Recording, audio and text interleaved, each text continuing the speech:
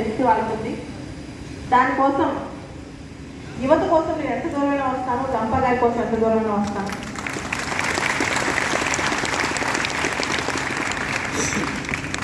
ఇక్కడ చాలా సందర్భాల్లో నా గురించి చెప్పడం జరిగింది. నేను ఎందుకు జీవితంలో సివిల్స్ లాంటి పరీక్షలు రాయాలనుకున్నాను చాలామందికి ఇక్కడ తెలిసే ఉంటుంది. కొన్ని చాలా సున్నితమైన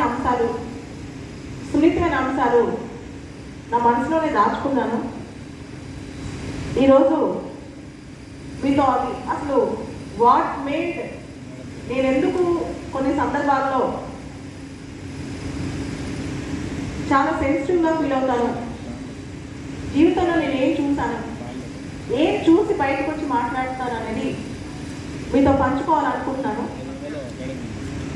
ముందుగా మనందరం ఎవరు కూడా కష్టాల్లో పుట్టాలనుకో, కడగంలో పుట్టాలనుకో.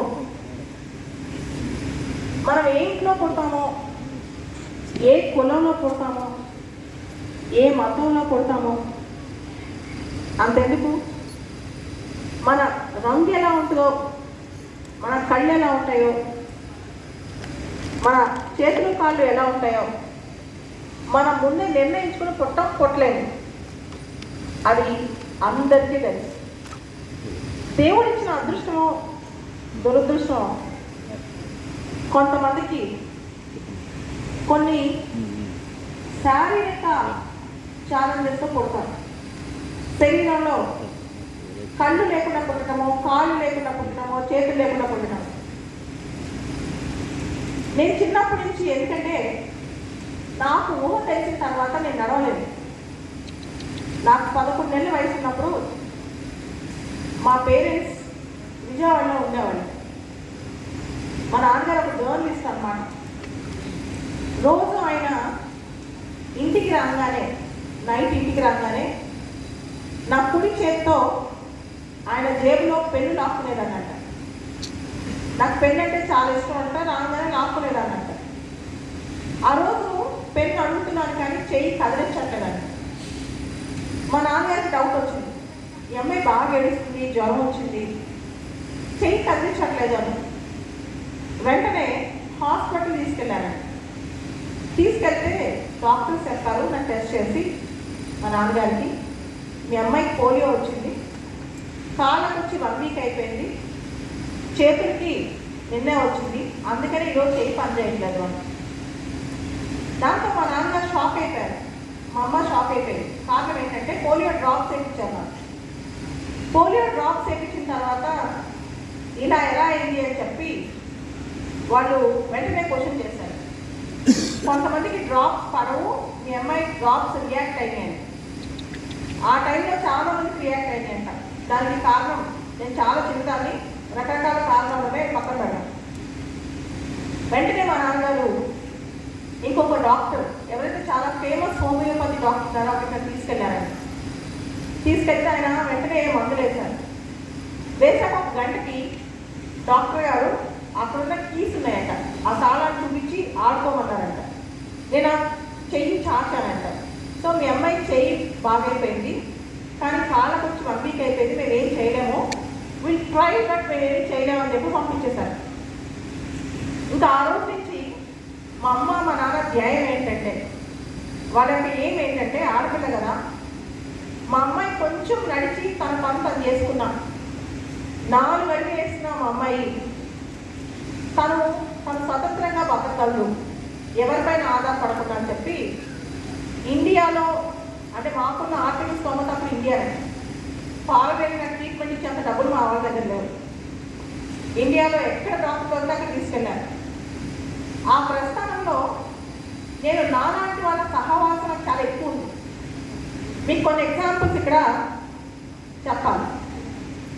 తిరుపతిలో రూయా హాస్పిటల్ ఉంది. ఆ హాస్పిటల్ దగ్గరలో బాలాజీ రీహాబిలిటేషన్ సెంటర్ ఒకటి ఉందన్నమాట. ఆ సెంటర్లో నా కాళ్ళకి ఆపరేషన్ చేశారు. అక్కడ ఆపరేషన్ చేసి కాళ్ళని నేర్పించాను. మీకు తెలుసు, సినిమాలో కూడా మీరు చూసుంటారు, రైడింగ్ స్టిక్స్ అని, రైడింగ్ బార్స్ అని, ప్యారలల్ బార్స్ అని ఉంటాయి. పట్టుకుని నడుస్తూ ఉండాలి, ప్రాక్టీస్ చేయాలి. అప్పుడు నేను 3rd క్లాస్ చదువుతున్నాను. నేను 10 నిమిషాలు ప్రాక్టీస్ చేస్తున్నాను, చేయలేకపోతున్నాను, నీసం వచ్చేస్తుంది, మొక్క మీద నుంచి చెమట్లు వచ్చేస్తున్నాయి. అక్కడున్న డాక్టర్ ఒక ఆయన వచ్చి, నువ్వు నడవాల్సిందే, నీకు 1/2 అవర్ ఆగకుండా నడవాలని చెప్పాను. నేను 10 మినిట్స్ 5 మినిట్స్గా నడవట్లేదు. డాక్టర్కి నా మీద కోపం వచ్చింది. అరే నువ్వేంటి ఇచ్చి చెప్పి వినట్లేదు, నువ్వు కొంతసేపు నడుస్తావు ఆపేస్తావు, కొంతసేపు నడుస్తావు ఆపేస్తావు అని చెప్పి నన్ను పక్కన ఇంకో రూమ్లోకి తీసుకెళ్ళారు.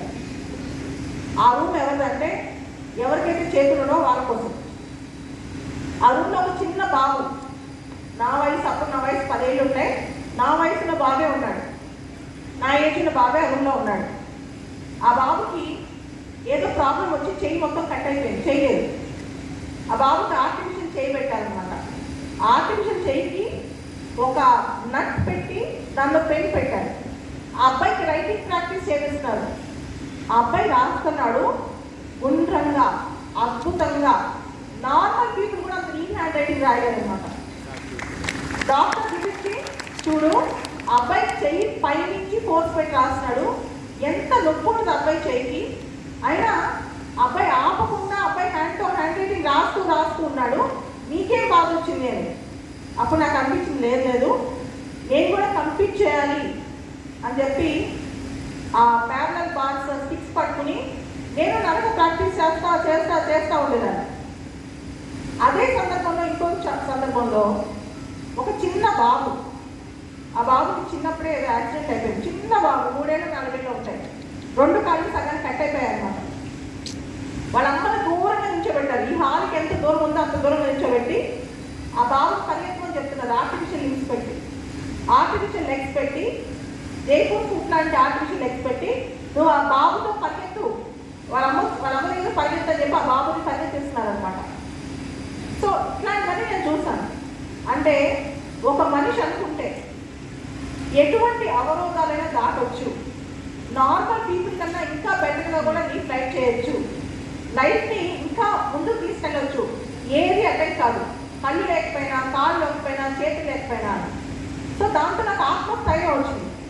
వాళ్ళందరూ చూసిన తర్వాత నాకేం, నా చిన్న కష్టమే కదా, అట్లీస్ట్ మా అమ్మ మా నాన్న నాకు హెల్ప్ చేస్తాను, నేను ఎందుకు పోరాడకూడదని నాకు 3వ తరగతి 4వ తరగతిలోనే అర్థమైపోయింది. ఆ తర్వాత అదే టైంలో నేను కొంచెం పెద్ద అయిన తర్వాత, సో అదే కాలంలో మా నాన్నగారు జర్నలిస్ట్ అనమాట, ఆల్రెడీ చెప్పాను మీకు.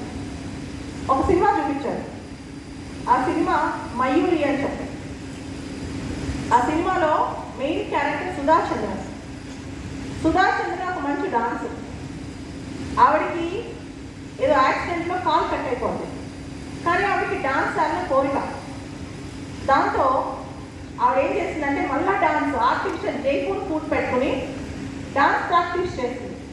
చేసి ఇప్పుడు మీరు చూడండి, ఆ మూవీ మొత్తం జైపూర్ ఫుట్తో యాక్ట్ చేస్తుంది. అంతేకాదు నార్మల్ డాన్స్ ఎంత బాగా డాన్స్ చేస్తారు, అమ్మాయి కూడా అంతే బాగా డాన్స్ చేస్తుంది ఆ సినిమాలో.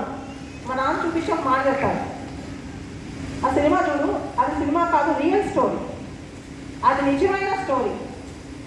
ఇప్పుడు ఆ అమ్మాయి డాన్సర్ కనిపిస్తుందా, అమ్మాయిలో కాలు లేని విషయం కనిపిస్తుందా నీకని అడిగాను. నేను అన్నా అమ్మాయిలో డాన్సర్ కనిపిస్తుంది నాకు అన్నా. సో లైఫ్లో నీకు ఏదైనా ఛాలెంజ్ వచ్చినప్పుడు, నీకు ఏదైనా అవమానం అనిపించినప్పుడు నువ్వు టాలెంట్ను నన్ను ప్రూవ్ చేసుకోవాలి, అంతేగాని నాకు ఇది లేదని బాధపడద్దు అన్నారు. సో నా దృష్టిలో మనుషులందరూ సమానం, అందరూ ఈక్వలే, మనుషుల్లో భేషజాలు ఉండకూడదు. దాన్ని బలంగా నమ్మిన వ్యక్తిని నేను. ఎవరన్నా నన్ను అన్నారనుకోండి, వాళ్ళకి ప్రూవ్ చేసి చూపిస్తాను. నన్ను పర్సనల్గా అన్నప్పుడు ఎవరన్నా, నేను ఇది కాదు, నువ్వు అనుకునే విధంగా నేను కాదు, నువ్వు అన్నంత అవమానం నేను పడాల్సిన అవసరం లేదు, నేనేంటో చూపిస్తానని చెప్పి చాలా సందర్భాల్లో నా పర్సనల్ లైఫ్లో నేను కష్టపడి వాళ్ళకంటే ఎక్కువ పైకి వచ్చి చూపించాను. నేను ఎంత చేయగలంత ప్రూవ్ చేశాను. అది కేవలం నన్ను మాత్రమే లేదా నా అంశంగా అంటే, కానీ ఒక సమాజం మొత్తాన్ని, ఒక దివ్యాంగ సమాజం మొత్తాన్ని ఒక మాట అన్నారు. ఆ మాట అంటే మీకు ఇప్పుడు చెప్తాను చూడండి. ఒక ఎయిర్లైన్స్ వాళ్ళు పైలట్గా ఫిజికల్లీ ఛాలెంజ్ వాళ్ళని అపాయింట్ చేసుకుంటారా? ఒక ఫిజికల్లీ హ్యాండిక్యాప్ సర్జరీ చేస్తే నువ్వు ఆ సర్జరీ నమ్ముతావా? అలాంటప్పుడు వీళ్ళకి ఐఏఎస్లో ఐపీఎస్ ఎందుకు ఇవ్వాలి? ఇది క్వశ్చన్. ఫిజికలీ ఛాలెంజ్ వాళ్ళు చాలామంది గొప్పగా ప్రూవ్ చేసుకున్న వాళ్ళు ఉన్నారు, చాలా గ్రేట్ అయిన వాళ్ళు ఉన్నారు. ఫిజికలీ ఛాలెంజే కాదు, ఏ బలహీనతలు ఎలాంటి కష్టాలు ఉన్నా వాటిని దాటొచ్చిన వాళ్ళు ప్రపంచంలో కోకొల్లలు. మీకు ఒక మూవీ బాగా రిలీజ్ అయింది, చాలా ఫేమస్ మూవీ ఈ మధ్య, అది రియల్ టైం హిట్ అయింది, రియల్ స్టోరీ. అది శ్రీకాంత్ గొల్లా.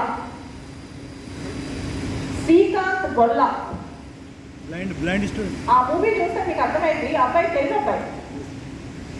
ఇప్పుడు అబ్బాయి ఇండస్ట్రీ 500 crores వర్త్ ఇండస్ట్రీ, పుట్టుకతో కళ్ళు లేవు, చూడలేడు.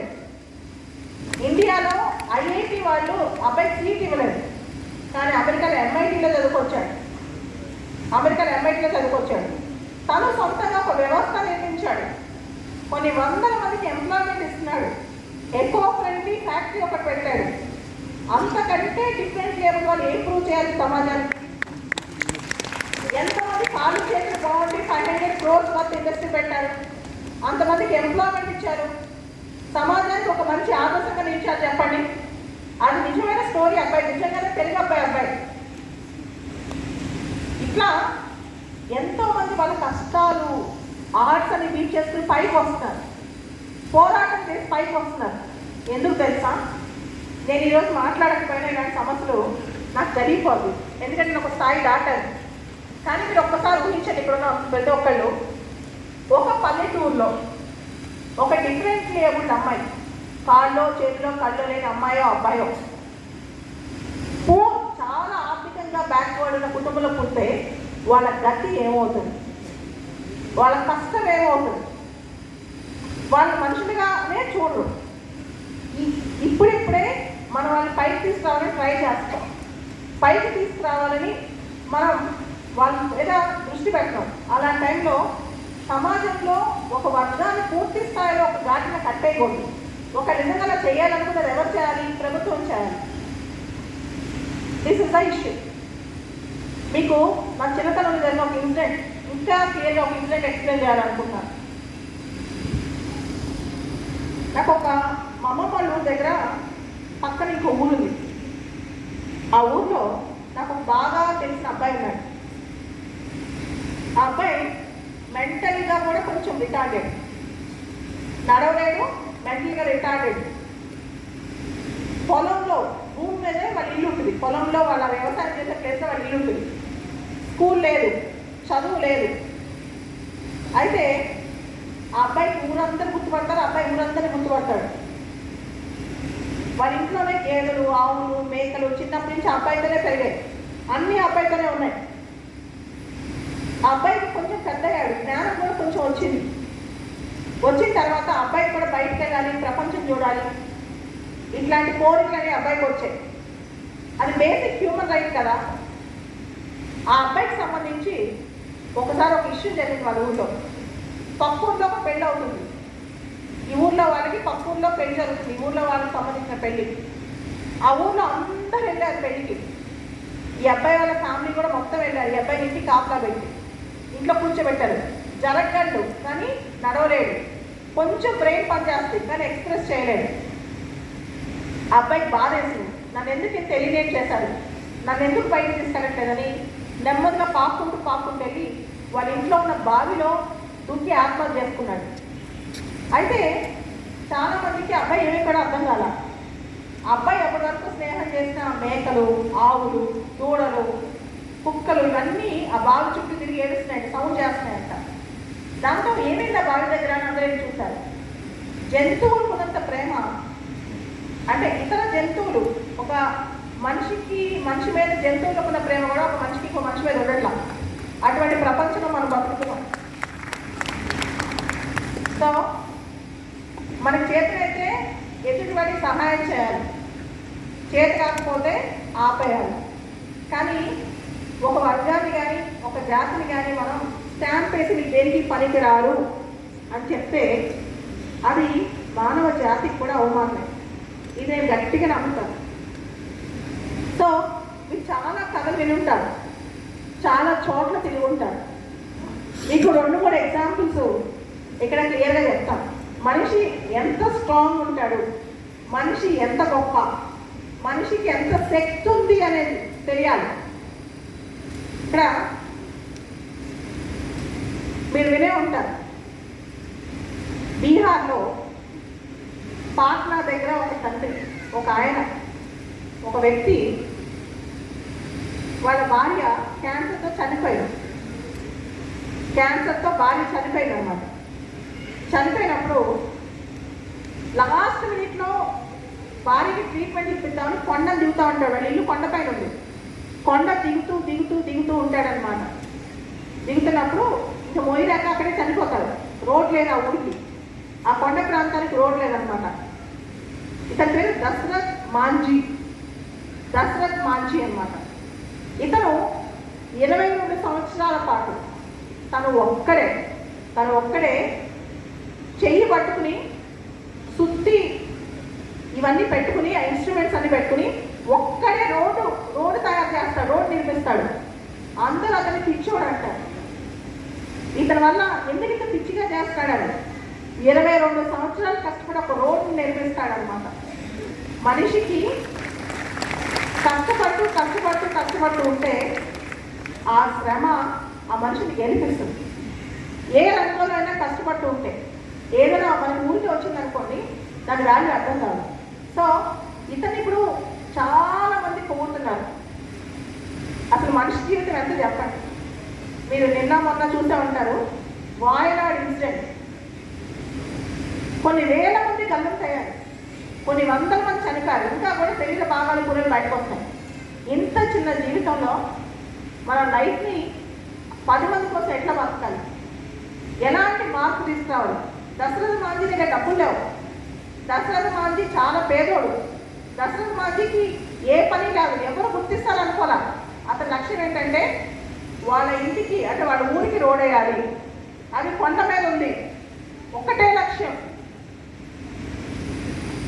ఇటువంటి వ్యక్తులు ప్రపంచంలో అక్కడక్కడ ఉండబట్టే ఇంకా భూమిలా నిలిచి ఉంది, భూమిలా ఆగి ఉందన్నమాట.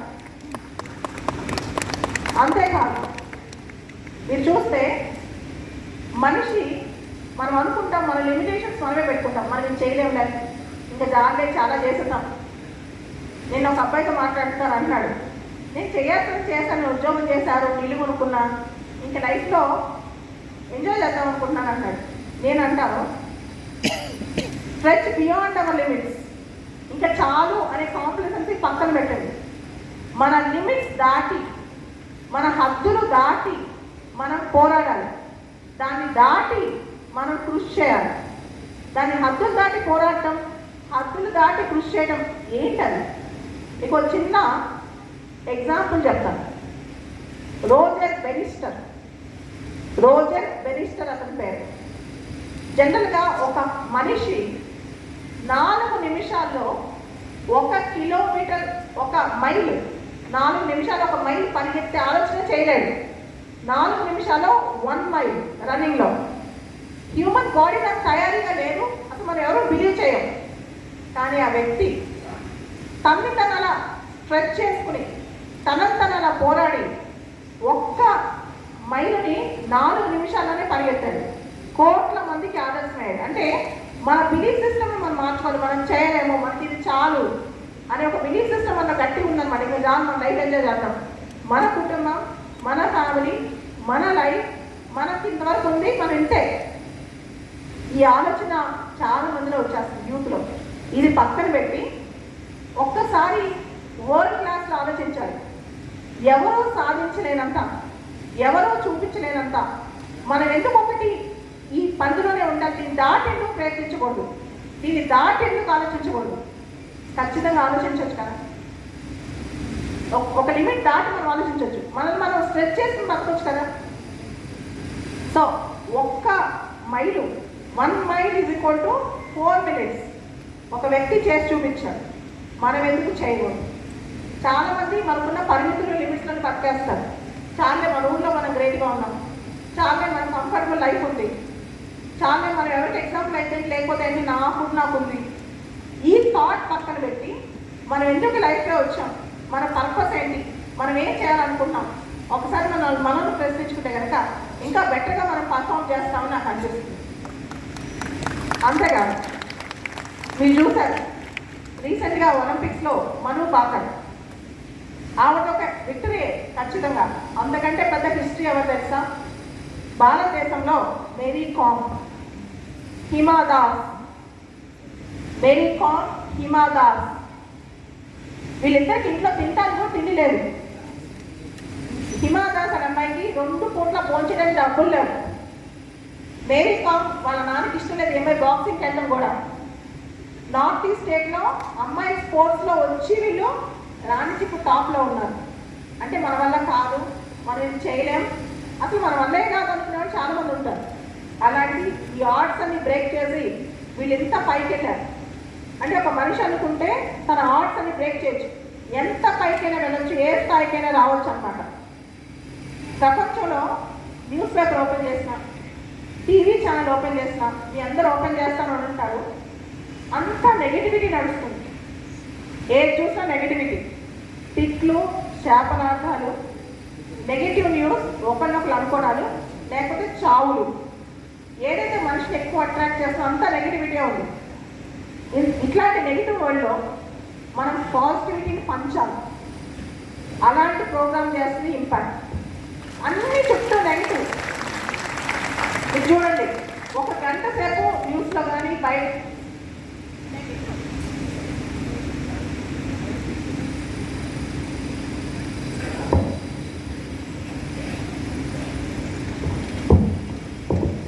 ఒక గంట సేపు వార్తల్లో కానీ ప్రోగ్రామ్స్లో కానీ కంటిన్యూస్గా చూస్తే ఎక్కడన్నా ఒక్క పాజిటివ్ న్యూస్ కనిపిస్తుందా? Mostly negativity negativity negativity. కానీ మనం ఎందుకు పుట్టాం, మనం ఎందుకు ఇక్కడ ఉన్నాం?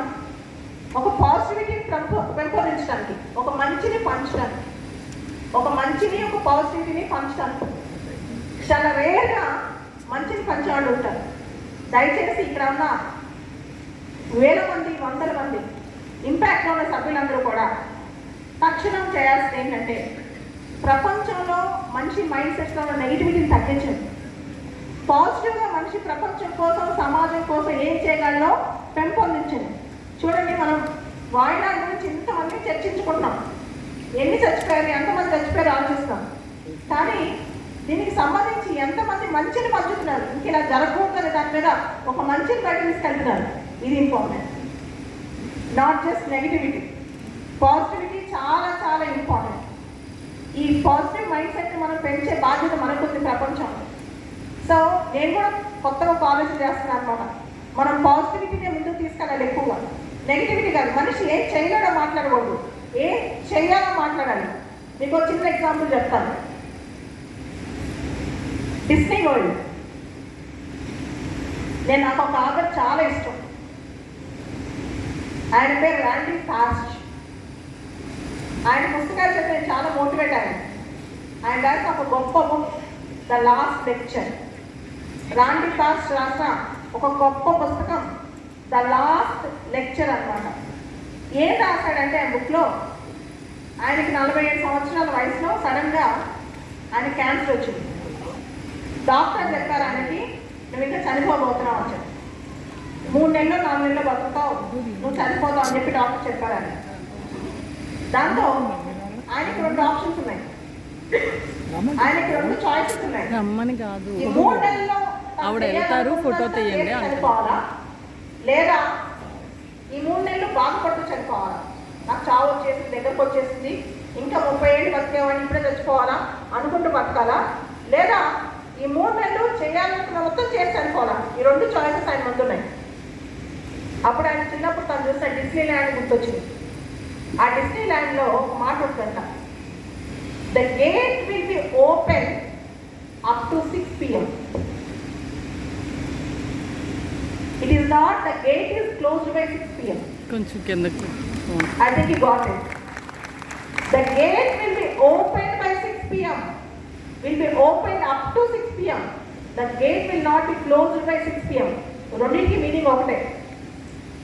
గేటు 6 గంటల వరకు తెరుచుకుంటుంది అని చెప్పాలా, గేట్ 6ంటికి మూసేస్తామని చెప్పాలా? 6 వరకు తెరుచుకుంటుందని చెప్పాలి. 6ంటికి మూసేస్తాం అనేది నెగిటివ్ మీనింగ్. చెప్పుకో. గేట్ 6 గంటల వరకు తెలుసుకుని ఉంటుంది అనేది పాజిటివ్ మీనింగ్. అంటే నేను ఇంకా 3 నెలలు బతకబోతున్నాను అనేది పాజిటివ్, నేను 3 నెలలకే చచ్చిపోతాను అనేది నెగిటివ్. సో లైఫ్లో ప్రతి దానిలో ఒక పాజిటివిటీ మనం తీసుకోవాలి. ఎన్ని కష్టాలు ఉన్నా దానిలో ఉన్న పాజిటివిటీ మనం తీసుకోవాలి. డాక్టర్స్ చెప్పారు నీకు ఇంకా 3 నెలల లైఫ్ ఉందంటే ఆ 3 నెలల్లో నెక్స్ట్ 30 సంవత్సరాల జీవితాన్ని ఎలా జీవించాలని నేర్చుకోవాలి. అంతేగా నేను కేవలం 3 నెలలే ఉంటానంటే ఎలా కుదురుతుంది? ప్రతి దానిలో పాజిటివిటీ ఎత్తండి, ప్రతి దాన్ని పాజిటివ్గా తీసుకోండి, ప్రతి కష్టంలో ఒకటి నేర్చుకోండి. నేను ఖచ్చితంగా చెప్తున్నాను, నేను ఈరోజు వీల్ చైర్లో ఉండకపోతే, నేను ఈరోజు ఈ విధంగా ఈ ఛాలెంజ్ నేను ఫేస్ చేయకపోతే ఖచ్చితంగా ప్రపంచాన్ని ఈ విధంగా నేను అర్థం చేసుకునేదాన్ని కాదు. అందుకే అంటుంటాను ఇది నాకు బ్లెస్సింగ్ కావచ్చు, కర్స్ అవ్వచ్చు, ఇది నాకు శాపం వరం నాకే తెలియదు అనుకుంటాను. సో మనకి ఏ కష్టం వచ్చినా, ఏ ఛాలెంజ్ వచ్చినా దాన్ని మనం పాజిటివ్గా తీసుకోవాలి, 80% నెగిటివ్గా తీసుకోకూడదు. అండ్ ఎవరికి ఇతరులకి ఛాలెంజ్ వచ్చినా సరే వాళ్ళకి ధైర్యం చెప్పాలి, కానీ ఇది నువ్వు దీనికి పనికిరావని స్టాంప్ వేయకూడదు. బాగా గుర్తుపెట్టుకోండి. ఇతరులకి మన వాళ్ళు ఎవరికి కష్టం వచ్చినా సమాజంలో వీలైతే ఎంకరేజ్ చేయండి, వీలైనంత వరకు ముందుకు నడిపించండి. మీరు చాలాసార్లు చూసే ఉంటారు, అది నిజమైన స్టోరీ సినిమాలో కూడా పెట్టారు. ఏపీజే అబ్దుల్ కలాం గారు నిజంగా చెప్పిన స్టోరీ, జరిగిన స్టోరీ. ఆయన ఒక ఫిజికల్ ఛాలెంజ్ వల్ల రన్నింగ్ రేస్కి చీఫ్ గెస్ట్గా వచ్చారండి. ఫిజికల్ ఛాలెంజ్ వల్ల పరుగు పందానికి చీఫ్ గెస్ట్గా వచ్చారండి. పరుగు పందెం జరుగుతుంది. పరుగు పందెం జరిగేటప్పుడు అందరి కోరిక ఏంటి? ముందు పరిగెత్తాలని. దాంట్లో ఒక అబ్బాయి పడిపోయాడండి. మిగతా ఫ్రెండ్స్ అందరూ ఆగి ఆ అబ్బాయిని లేపి అందరూ నడుచుకుంటే సమానంగా వెళ్ళారంట. దీనిలో ఎవరు గెలిచారు, ఎవరు ఓడిపోయారు? అందరూ గెలిచారు. సో సమాజం గెలిస్తే మనం గెలిచినట్టు. కేవలం మనం గెలిస్తేనే సమాజం గెలిచినట్టు కాదు. సమాజం అందరూ గెలిచినప్పుడే, అందరూ మనతో ఉన్నప్పుడే, అందరి కోసం మనం ఉన్నప్పుడే, అందరి పోరాటం మనం చేసినప్పుడే మన గెలుపు. అదే నిజమైన గెలుపు. దాన్ని ఖచ్చితంగా నమ్ముతారు. ఒక జీవితానికి లిట్మస్ టెస్ట్ ఏంటో తెలుసా? సమాజంలో ఎంతమందిని మనం ముందు నడిపించాం, ఎంతమందితో పాటు మనం కలిసి నడిచాం, ఎంత దూరం సమాజం కోసం ప్రయాణం చేశాం, ఇది ఇంపార్టెంట్. కానీ మనం ఒక్కలో ఎంత ముందుకు వెళ్ళామనేది కాదు. Achievement is different, achievements are different.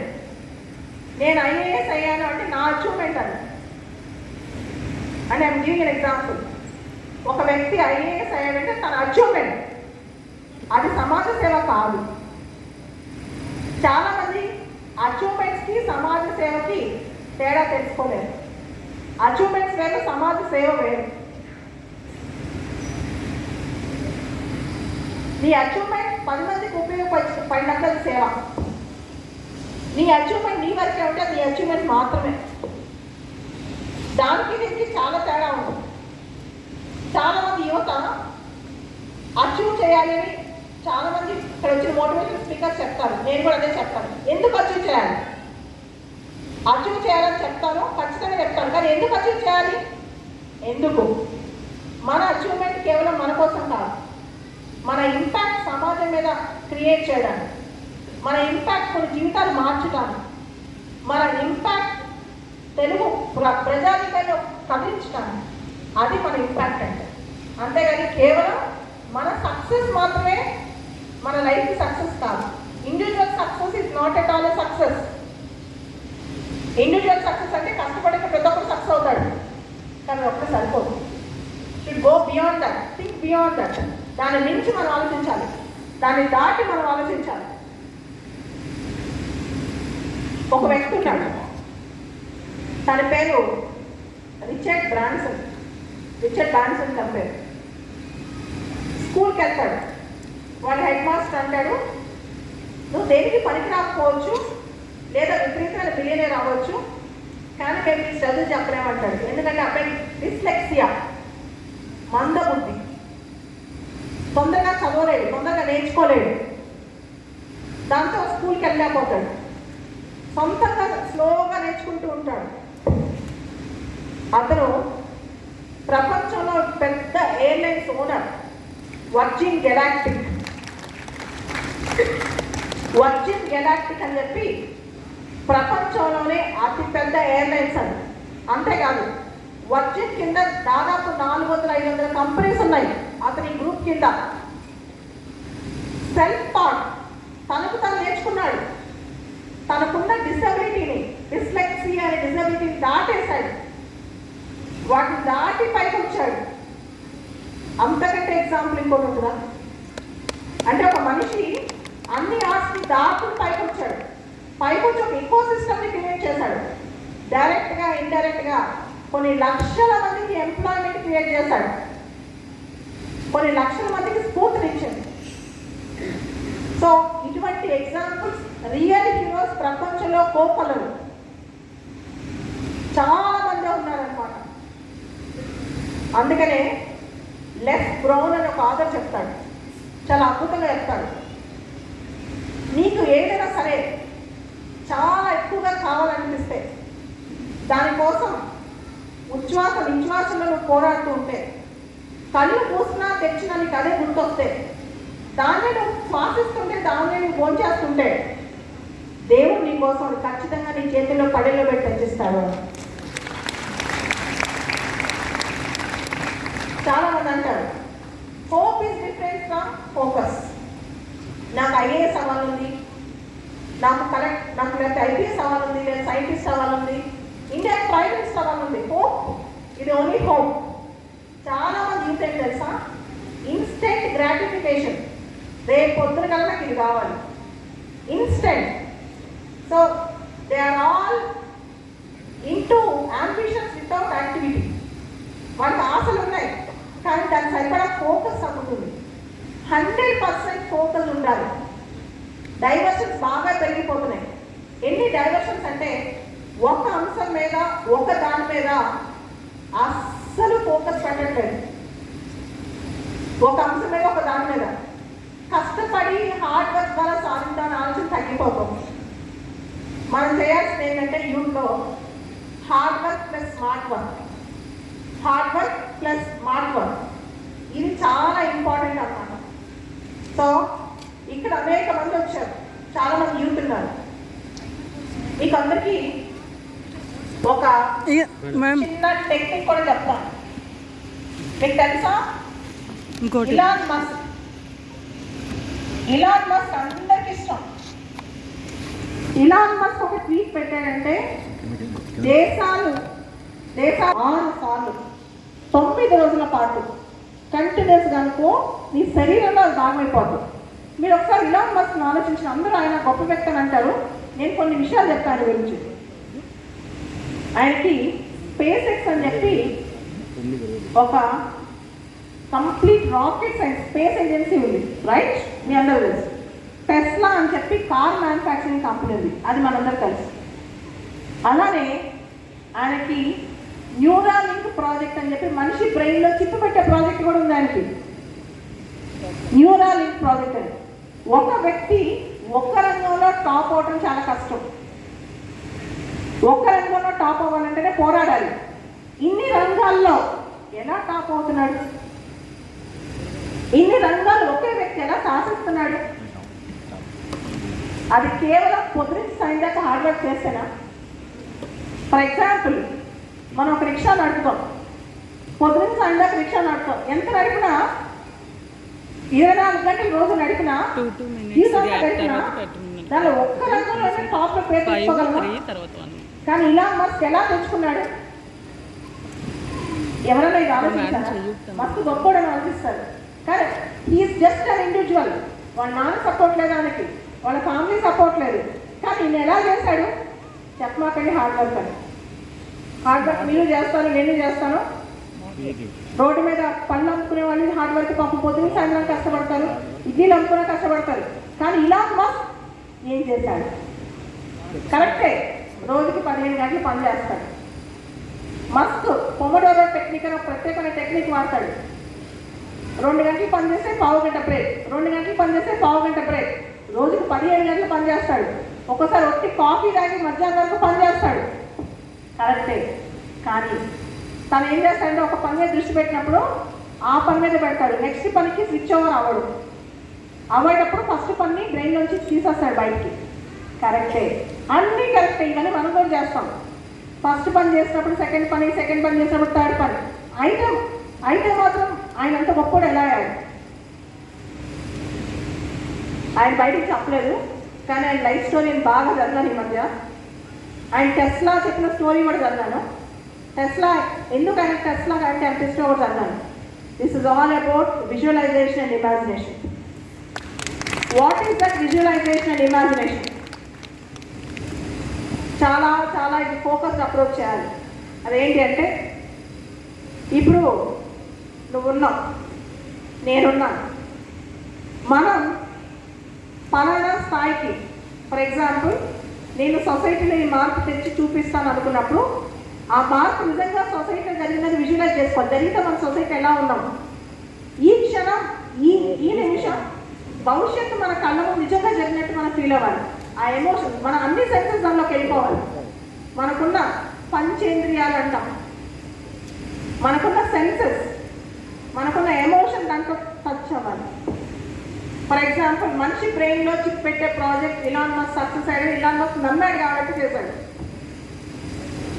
ఒక వ్యక్తి ప్రైవేట్ స్పేస్ ఏజెన్సీ పెట్టి గవర్నమెంట్ అది వ్యక్తి పెట్టి సాధించగలగాని తను నిజంగా సాధించాలని నమ్మాడు కాబట్టి సాధించేశాడు. ఫస్ట్ నువ్వు నేను చేయగలను కాదు, చేసేసానని నమ్మాలి. చాలా మంది చెప్తారు నేను చేయగలను అనుకోవాలి అని, కానీ నేను చెప్తాను చేయగలను కాదు, నేను చేసేసాను. నేను అనుకుంది అయిపోయాను. అప్పుడు live in the end, start from the end, begin from the end. So when you are already in to IAS, when already achieve something what you really want, then you know the technique of it far better than anyone. నువ్వు అనుకున్నది already సాధించిన తర్వాత ఇంకా అక్కడి నుంచి reverse engineering చేసుకో, సాధించడానికి try అయిపోయింది. This is Elon Musk technique అని ఆయన జీవిత చరిత్ర, ఆయన ఏం సాధించాడు, ఆయన ఇన్స్పిరేషన్ ఎవరు, ఇవన్నీ చూసిన తర్వాత నాకు అర్థమైన సీక్రెట్ ఏంటంటే ఆయన గురించి ఆయనకు ఆల్రెడీ ఆయన